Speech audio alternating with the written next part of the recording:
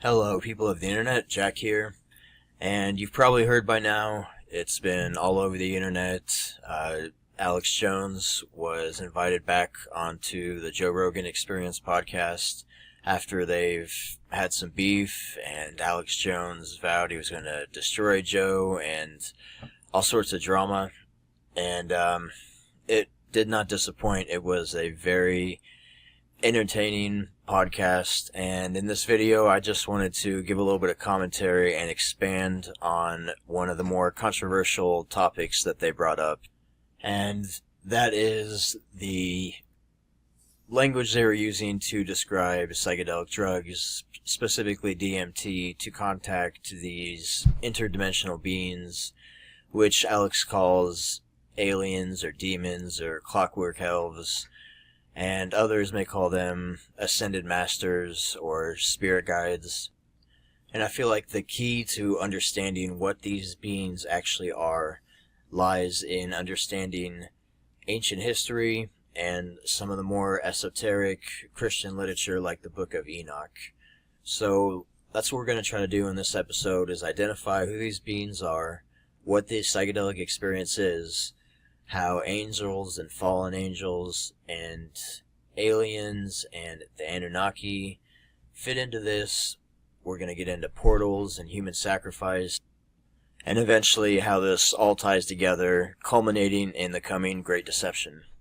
So buckle up, because this one is going to be interesting. Alright, before we get into the first clip, let's lay some foundational information so we can look at a few topics that will come up over and over again in the correct light. The first is these interdimensional beings, who seem to have been in contact with ancient man, and seem to still be in contact with some people today. Who are they? When we look back to ancient history, we can see that around the world there are various cultures describing how their gods descended from the sky and taught them knowledge, technology, and culture. In China, they are the Chinese dragons. In Mesoamerica, it is Quetzalcoatl, meaning the feathered serpent. And this myth is echoed in various ways by numerous cultures all around the world, including Greece and Egypt. In ancient Hebrew would have been able to easily identify who these beings were. Let's try to look at it from their point of view. To them, evil entered the world in three events. First, the serpent got Adam and Eve to eat from the tree of knowledge of good and evil.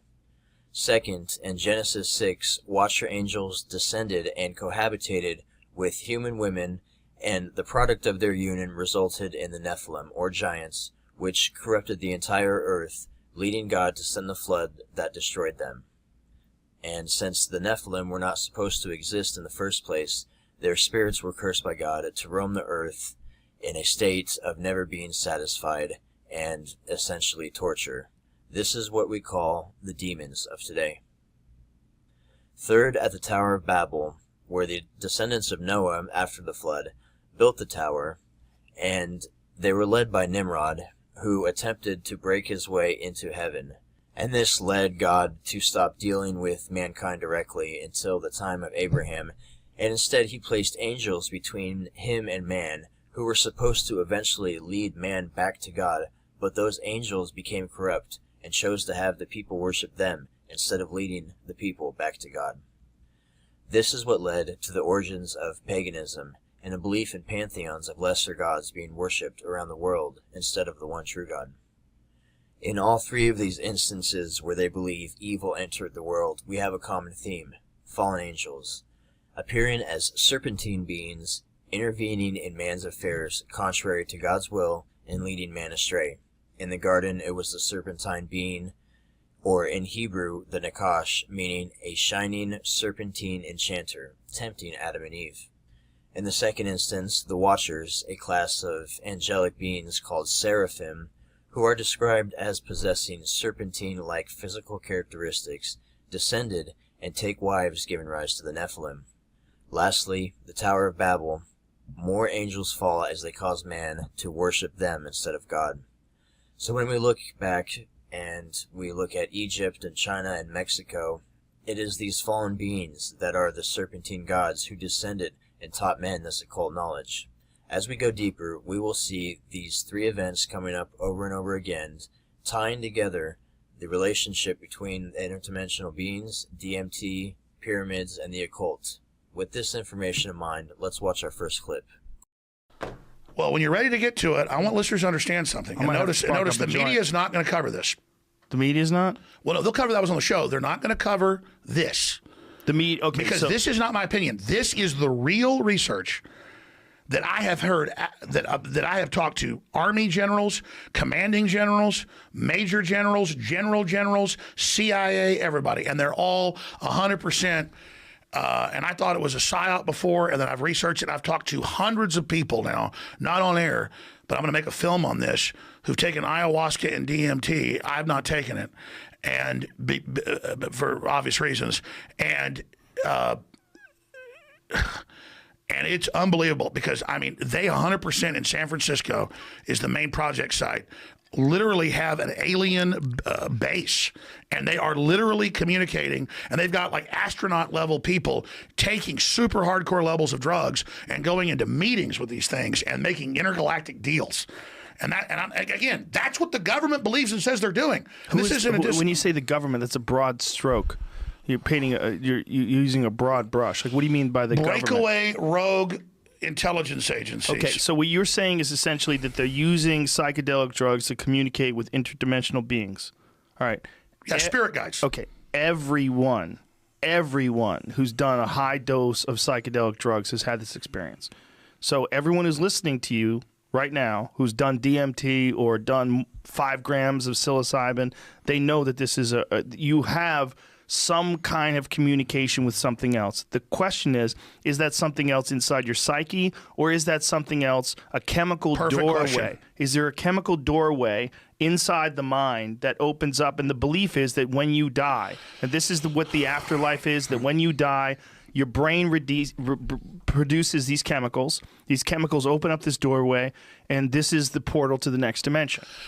So you're saying that the government is aware of this, and they must be aware of this. They've heard enough people talk about it. They must have done experiments on it. What do scientists do? They want to know the secrets of the universe. For sure. And people that have the courage to experiment with these things and try them themselves realize that this is such a profound experience that it's so alien that if an alien landed right now in our parking lot and a little gray man with big black eyes got out, it would be nothing compared to what I've seen on psychedelic trips.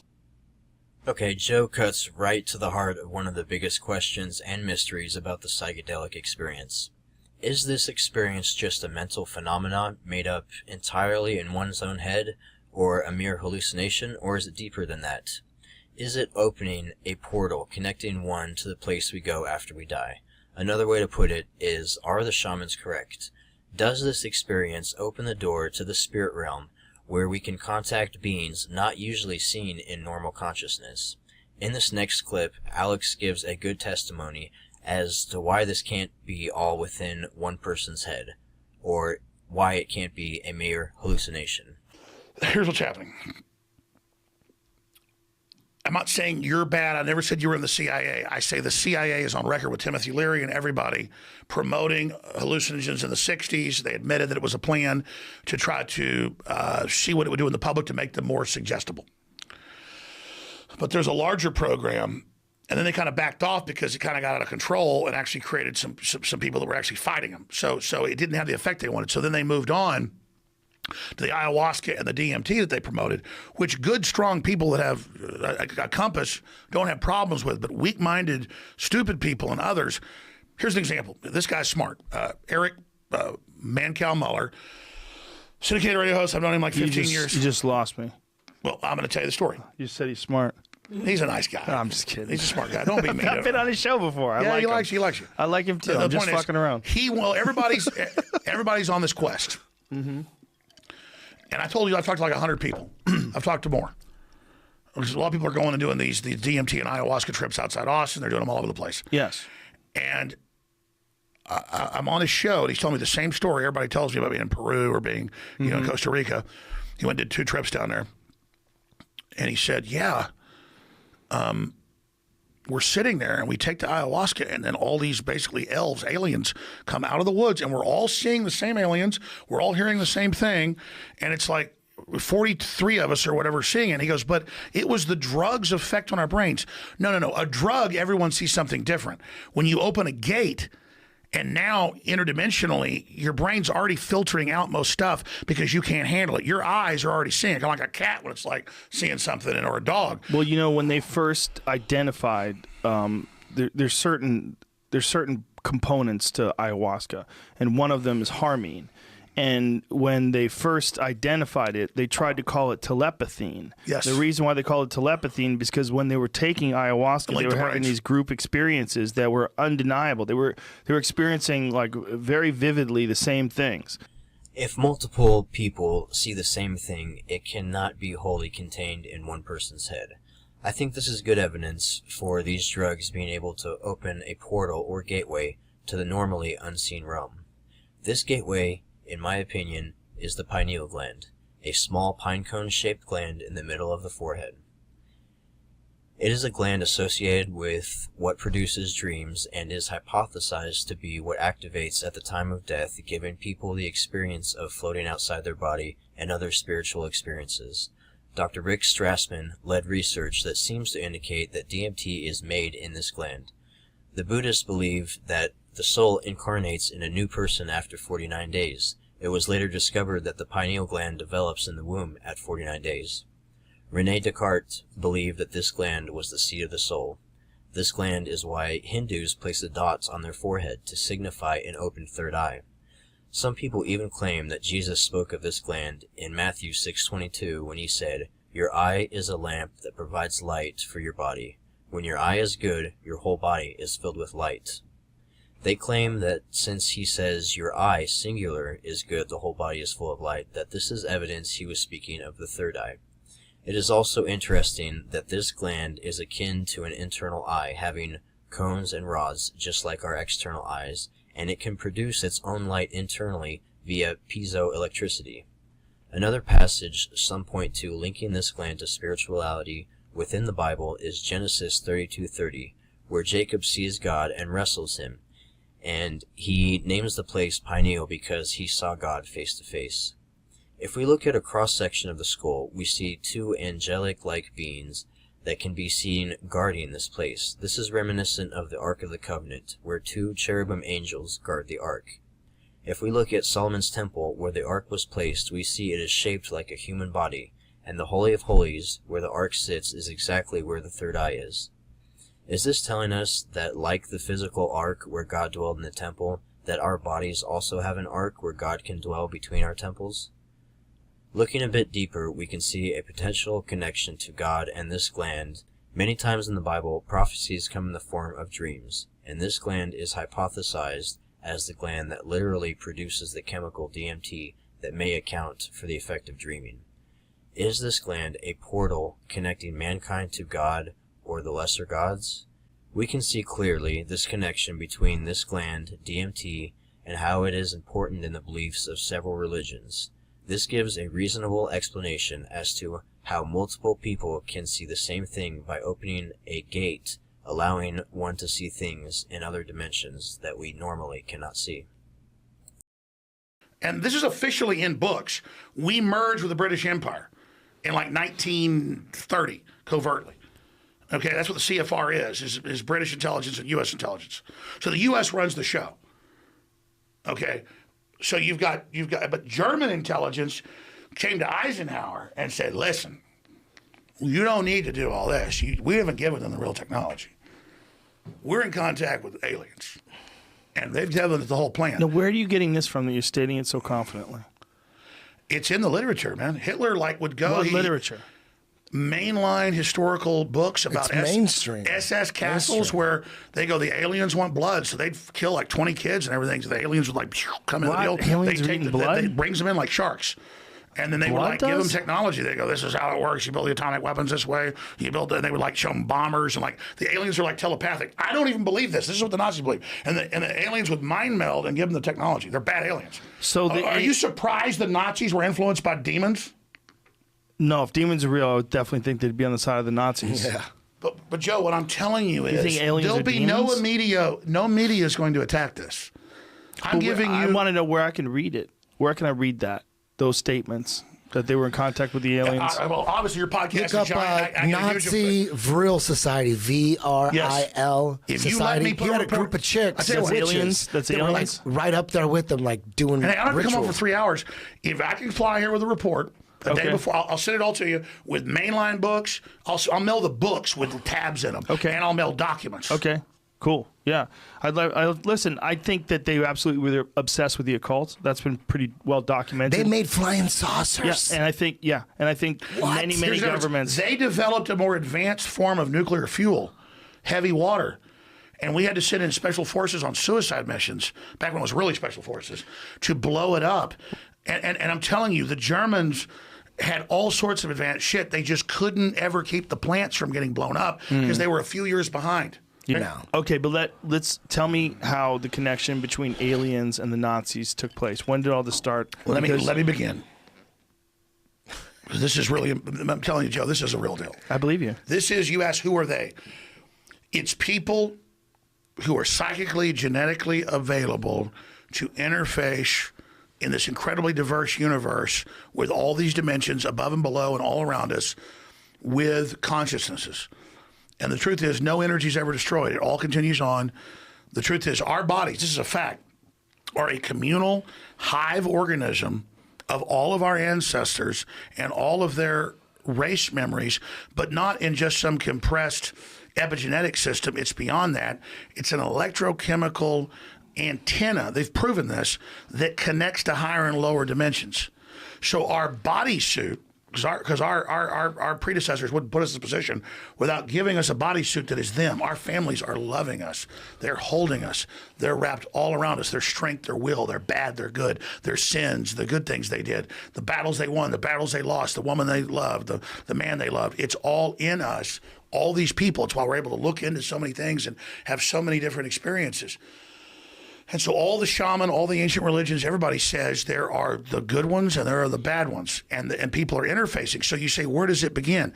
From the Tibetans to the Mesoamericans to the Egyptians to the Druids to every ancient society describes the same thing. There are bad things that look like elves that have horns when they show you who they really are, and there are good things, but they don't contact you unless you contact them, and then they're almost not even concerned with what you're doing.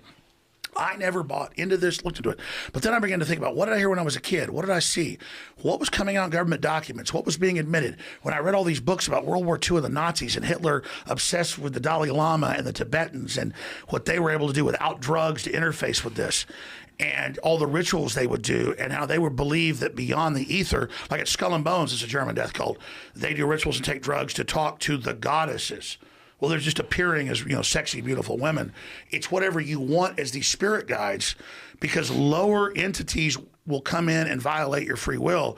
God and his angels, which are below him, will not get involved in your everyday life. They will not manipulate your free will unless you ask them in.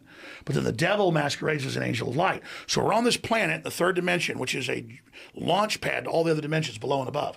The third dimension, all the mathematics shows, is the primal sea of where all this happens. And the Earth's like an egg, and we've got all this potentiality. And God will send out a transmission for a larger plan, but evil's willing to come in. And what does it say? Demoralize, get rid of children, don't have kids. Humans are bad. We'll be better once you're all gone. And it's because it's their operational mission for whatever reason that we'll understand later what's going on.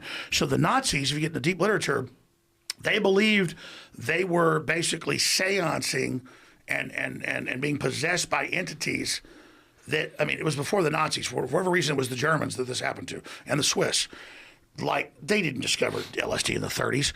These people were running the psychology departments. They were interfacing with the occult. They were involved in all this crazy stuff. And it was all about their power and how great they were going to be. And the Germans were seduced. And they were seduced because they had high IQs, but more than that, they were psychically connected to each other and would work like robots. The Chinese and the EU want robots to replace us because they'll follow orders. And the Chinese are very conscious when they're conscious, but they're also very robotic. But the Germans are just as robotic. So this entity system picked Germans as its attempt, even in World War I, World War II, and it was manipulating the Brits as well, and offering them technologies, but two different paths. One was social control and all this other stuff with the Brits. The other was high-tech weapons, systems, interdimensional with the Germans. And so whoever these players are, and you can dial into it, it's very dangerous. They're manipulating the British arm versus the German arm, and then they've got the Chinese arm that's almost seen as like their robot army. And so when you study it, the globalists go to these events and they take bigger and bigger doses of drugs. They do electroshock. If you go back to owners of Time Life books, weren't just in the 20s and 30s into LSD and other hallucinogens. An apothecary, they were getting electroshock. They were having people turn their heart off to like try to communicate with these things to try to be dominant and get that. So you go back thousands of years, Merlin, the archetypal, or these magicians or these wizards are taking drugs in these temples and interfacing with these palantirs, these crystal balls, which aren't really crystal balls. It's their psychic focus of an interdimensional connection while they're on drugs, looking into glass, to then be able to see the future and understand what's happening, to give them temporal power over this planet. But like the Bible tells you, any pharmakia or any of that always leads to destruction, because only evil is going to come through that way. So we're basically have these light sockets. We can't jack into the higher unless it's our free will, and that takes time. We jack in to the evil. So you can jack into evil, you can't jack into good right away. So it's quicker, it's easier, like Yoda says about Darth Vader. Quicker, easier, more seductive. And so then I remember being a kid, and my parents, they don't really get mad about this, it's whatever. They didn't even know what they were hearing at the time. But they had friends that they knew at UT that were involved in research projects. And then they were, and 9 times out of 10, I wrote about research projects in San Francisco. UT has some, MIT has a lot, and stop me anytime you want. But this was in like the 60s. They had virtual reality gloves where you'd put them on and put goggles on, and you'd go into stuff that looked like the holodeck from Star Trek 20 years before it existed. And they were doing surgeries and all this, and they would do empathy loads where they'd say, we need the public because we're so weak, because the West is so strong. People haven't had trauma, so they sold them low level. Oh, we're going to create trauma. Like when you go to Mars, you're not getting any gravity, so your heart's no good when you get there. Who's organizing all this? Well, they don't tell you. They go, oh, it's a special class you've been out to. So in the 60s, they had gloves. So there's a special class of people that are organizing all this shit for It's the what? highest scores. But is it for what purpose? Well, you don't know. That's what I'm Financial telling you. gain, social no, it's all about status? spiritual. Jack Parsons, was he? Jet Propulsion Laboratory, Aleister Crowley, Devil Worship. Exactly. Aleister Okay, so wait a minute. So you're saying Aleister Jack Crowley over 100 years ago Listen to this. goes to How the Great crazy is Pyramid and the this? aliens give him the plan. Here we can see powerful groups throughout history have been interacting with these spiritual beings. Drugs, particularly psychedelic drugs like DMT, have been used to contact these entities. One of the main sources of DMT comes from the acacia plant, and its highest concentration is found in its roots. In the book of Enoch, we see that one of the fallen angels taught mankind how to cut roots and how to do witchcraft, or as the Bible calls it, pharmakia. This acacia plant is seen in ancient Egypt and is portrayed as the tree of life to them. The Egyptian god Osiris is said to have reincarnated in an acacia tree, and the Freemasons seem to have taken this myth and incorporated it into their mythology and rituals. Hiram Abiff is central to their belief system of the Freemasons. He was one of the key builders of the Temple of Solomon, where the Ark was later kept. In their belief, he was killed and was found under a sprig of acacia, where he was pulled from his grave, in allegory to how they believe this acacia plant or tree of life raised him from the dead. To the Egyptians, Osiris was immortalized in the sky as Orion, the mighty hunter. This takes us back to the Tower of Babel because Nimrod was also known as the mighty hunter, and is also symbolized as the constellation of Orion. The Freemasons also hold Orion as the first master mason, that great builder who constructed the Tower of Babel. It is thought that as the Tower of Babel was abandoned and the various pantheons were created in different cultures, they took the story of Nimrod with them and retold the story, incorporating it into their pantheons to tell the story. Nimrod became Osiris and is a template for Hiram Abiff and was immortalized in the stars, an allegory for him becoming a god, as stars are an ancient way of describing the gods. Nimrod is an Antichrist figure, and in the end days, he will be resurrected as the final Antichrist. Unbelievably, if we look at the constellation of Orion, It actually creates the DMT molecule itself in the sky.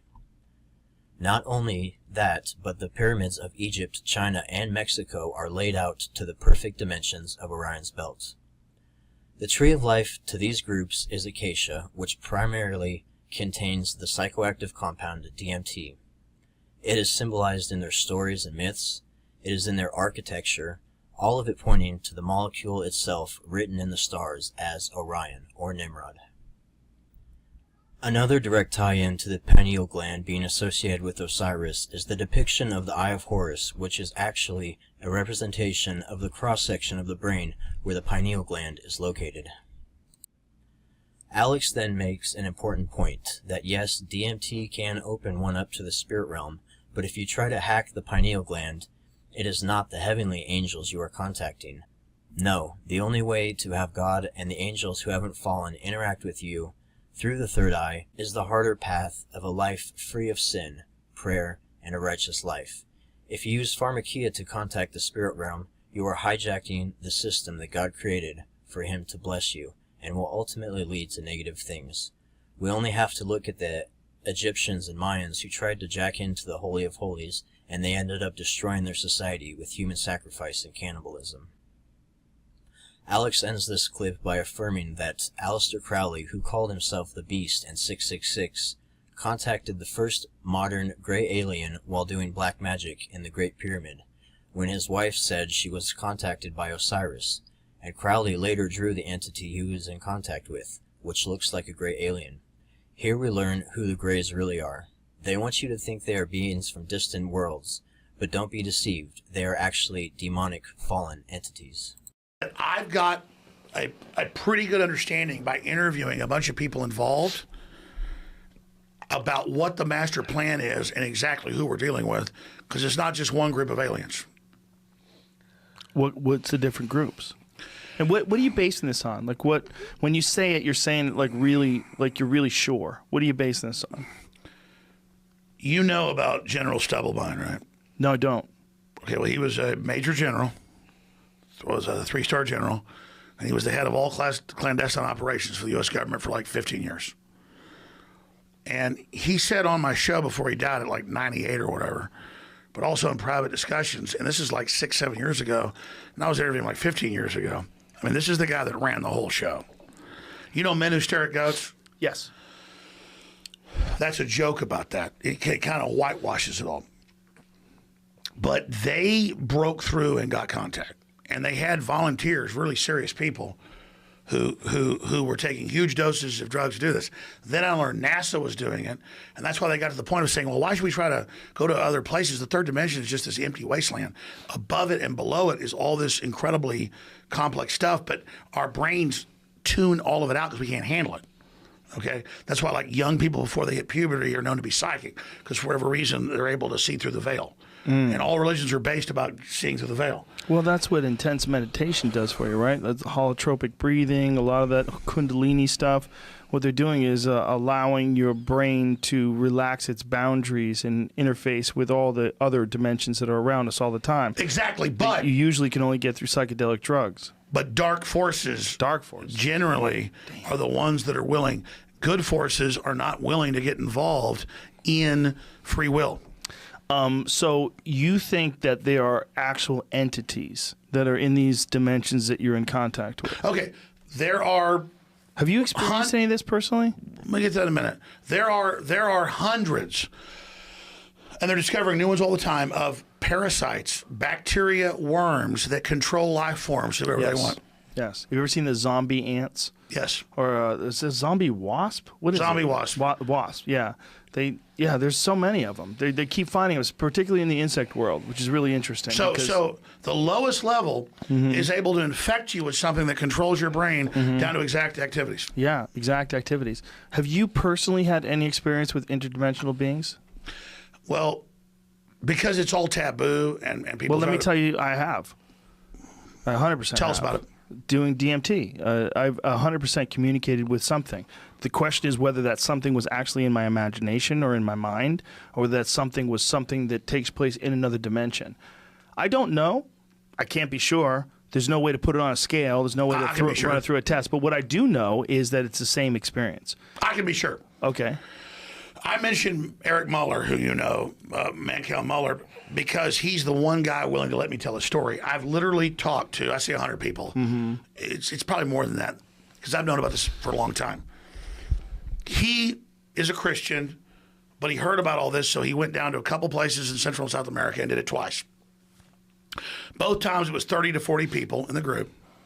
And he's like, well, Alex, I just don't believe in demons, but I did see basically aliens come up to the edge of the forest, and we were all seeing it, and we were all seeing the same thing, but I think it was a chemical reaction. You don't have everybody gets drunk, we all think about what happened to us in high school or college or what's good or what's bad. We all have different experiences. When you're taking a hallucinogen, and suddenly you're all seeing the same thing, it just means it clicked off the part of your brain as a filter, so you go crazy. Yeah. Because a lot of schizophrenic people just see more, and then they see everything. It doesn't mean they're right. It just means that the filter is off. Well, I always said, like, you ever run your hand over an insect that can't see? They have no idea you're there. They're like certain insects that just don't see anything, whether it's a centipede or whatever. And how do we know what they see? Well, we don't know. You're right. Yeah. We by dissecting dead ones, we have an understanding of what sensors they possess, and we can. We think a bee or a fly sees like in a bunch of little Dude, I told you hexagons or whatever. We don't know. We know that they have a bunch Composite of different. Yeah, we don't know what the exact experience was. I told you the whole story. that Joe, happened when they've got computers hooked up to the damn bugs. They've got everything. computers are hooked up to the bugs. The difference is, let me tell you. Yeah, they've got 35 years ago, they had remote control rats with microchips. They could send 500 yards into a bombed out building with a camera on their top. They 30 They did years that shit ago, to dolphins too, right? Didn't yes, they trap they've got missiles roaches on dolphins' heads? in mainline Scientific American, roaches with a chip on their head that run around. The difference is the reason it's dangerous is that once you open that gate, it's all bad. Why is it all bad? Why can't you experience that interdimensional being and learn something from it and be a better person when you come out of it? Because for whatever reason, at first it's all beautiful, and soon you're an Aztec base, kidnapping all the local tribes and killing whoever's the tallest or the smartest. Every time it gets control, it starts murdering everybody. And it always starts beautiful. It always starts great. So you're talking about ancient civilizations where they ritualize psychedelic drugs and they wind up killing everybody? In every case. In every case, the priests say we have to throw babies into fires. We have to cut their hearts out. We have to bite their genitals. True or false? Supposedly the mushrooms were used by the Aztecs so that they wouldn't resist. They'd get them all high on mushrooms. It was beyond that. They had a cut their heart out. They had a cocktail. They don't resist. Of Is this dozens true? of hallucinogens and toxins that would give them an enema. True or false, though? They didn't use mushrooms No, just they to did. keep them sedated? I'm Well, telling you, it they makes ground up. sense. It makes sense if you get. They killed. Pull this up. I think the temple. I forget how you say it. Teotihuacan. But in this one temple, I think they killed some insane amount of people after it was constructed. After the Tens of construction, thousands. tens of thousands. They sacrificed tens of thousands of people. That the ones that were actually working to build the temple. Once they But let me died, tell they you, killed everybody. I've been down Just there the with like stench. real university heads who I want to hear from them. These are the Mayans, and they said, "Yeah, no, we're opening an interdimensional gate. The gods want blood," and they didn't take it internally to the mouth. They would take enemas of dozens of hallucinogens and alcohol, and so the priest would take a couple of drugs, and then the priest wanted to communicate with the aliens. And the aliens wanted blood. And they also So took... it was more like, we're chopping hearts out. Yes, sir. Okay, we did 1,000. Okay, the gate's open. Gate's open. Here it goes. Jamie says it says they between 10,000 and 80,400 persons were sacrificed in the ceremony in 1487 when the Aztecs completed the temple. And how do you say the temple name? Pull up the top of the. You're right. Is it? How do you say it? Memory's good. It's It's all over. How do you say the temple name? It didn't say it right there. Oh, it didn't say. That's I Mexico think it's City. Teotihuacan. Mexico City. I think I'm saying it Mexico wrong. City's where they think they killed about 5 million people. Fucking- This is one day. Fucking insane. They killed 80,000 people in a couple of days. That's bananas, man. And by the way, you go down there, and you're walking around in the woods, and the Mayan guide goes, the bones. And they pick up, and you're like, it's not gravel. It's petrified bones are everywhere. Oh, my God. But let me go further. The priesthood were meat sellers. This happened in Europe as well. They would hang people up and the stores, the market is below the temples. And so you would eat the meat, and the most valuable meat was warriors. Like when you won the ball throwing game that went on for days, They would kill you. they killed you. The ones who won were murdered. This is the thing. They used to think that they sacrificed the losing team. Now they realize they sacrificed the winning team. I had a bit about it for a while where I was like, that must have been the longest fucking game ever. Dude's just dropping the ball, fucking up. No, but shots. they were all fighting because they wanted to. That's They funny. believed they were They food wanted for the to gods. die. Yeah, they because wanted they to told them. die. They said, Quetzalcoatl, the flying serpent, Quetzalcoatl. Quetzalcoatl, Yeah. is you're gonna interface and upload to its brain. And you look at their paintings; it's all like spaceships and dials, and they have perfect in the Spanish Museum for 200 years, proving it's not a hoax because there's drawings of it in 200-year-old Spanish textbooks. But you can go see it. It's about like a half foot long. Looks like a jumbo jet with the windows and the engines. True or false? The Mayans smoked penis blood. They did. They did. See? Well, what they did was You thought I made that shit the up? high I priest did. didn't I thought kill you were them. just being silly. The high No, priest no, didn't that's kill true. themselves, And but that's- they took long lines of leather, jaguar leather, and it had nails on it, or it had like spiky things, glass, and they would put it in their genitals. And only the most skilled Jesus priest, Christ. the high priest, while they were sacrificing people for hours, taking hallucinogens.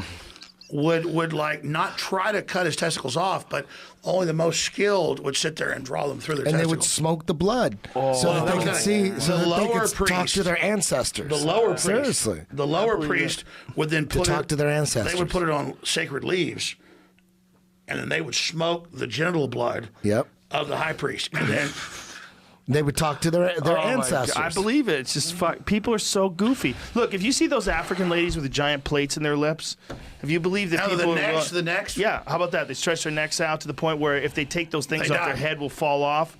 People are willing to do all kinds of crazy things to their body. I'm not surprised they smoke penis Joe, blood. The Bible says, the Old Testament, New Testament, which is pretty powerful. I know people misinterpret it all, but it's ancient text. The people that are there. Like you read Ezekiel, like 3 burning wheels land. Yeah. There's a blue firmament over its head. It gives me something to take. I take it, and I'm given the full data of the plan that the genetics has been infested, and God must destroy everyone. Do you think that's an alien story? Oh, it's 100%. But That's what they always talk about. They always talk about that being an alien story. That's why one of the primary stories when they talk about the Bible, Ezekiel's vision, a wheel within a wheel. They always talk But if about you read that. it, yeah. it says floating off the ground in the Hebrew. Yeah. And the King James is pretty clear too. Floating comes a thing with a crystal firmament over its head.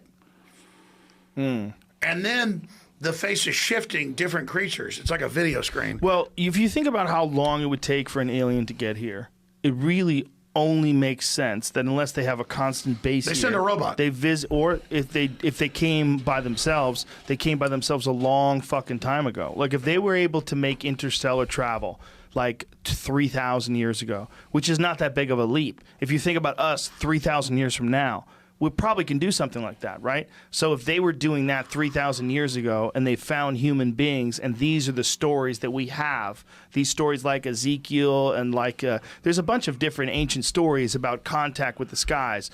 You know, the ancient Hindu take text. Revelation. Yes. There's a world government. The beast is 50 feet tall. It shifts. Everyone can see it at the same time. It's a hologram. And you've got these digital systems. If you don't go along with it, you can't buy or sell. We see the absolute evil that results when one tries to break into the pineal via pharmakia. Joe brings up Kundalini Meditation as one way to access this portal. Kundalini is a Hindu form of meditation where the person meditating accesses the third eye. It is said to cause hallucinations similar to DMT. They believe that 2 serpents of energy make their way up from the base of your spine up to the third eye where it is activated. What is being practiced here is literally allowing the serpent to break into the Holy of Holies. Kundalini meditation can unlock the third eye without the use of drugs, but even the practitioners of this methodology admit that it can induce psychotic episodes, uncontrollable bodily movements, shaking, and the inability to control one's speech. Does this remind you of possession? This is another example of the negative consequences of trying to jack into the pineal gland. The clip ends with Alex talking about revelations in the end times, where people will be forced to worship a figure representing these beings. It is the culmination of the plan of the elites and the fallen beings, when they will try to complete their great work of raising Osiris or Nimrod in the Antichrist. This is their plan, and it undoubtedly incorporates tapping into the pineal gland in an attempt to replicate what God does in the Holy of Holies. They will do this by masquerading as angels of light. They will come with a fake alien invasion and will fool many, even many Christians, into believing they are good angels and God returning before implementing their ultimate control system enslaving mankind. It is my hope that with this video I can help expose their schemes so that you will not be fooled. The only way to access the true tree of life and return to Eden is through Yahuwah and his son Yeshua. Brothers and sisters, let Yeshua be the lamp that illuminates your body. Let him be your lamp in the darkness.